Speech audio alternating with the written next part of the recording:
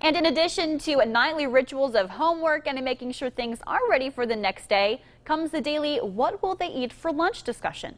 For some, that can be a struggle. Being hungry has an enormous impact on a student's ability to learn. So you want to make sure your child has enough to eat during the day. Now, at the same time, you want it to be healthy, but they also have to want to eat it too. It can be a delicate balance.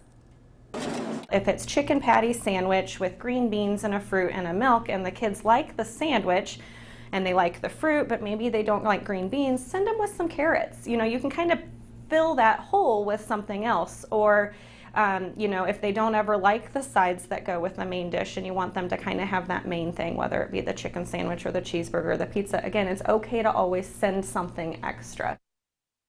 When it comes to school lunches, Miller says planning ahead is key.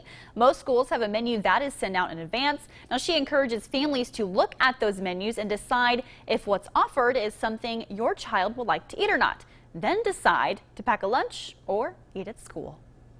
The 2019 Professional Disc Golf Association is hosting the World Championship across Central Illinois.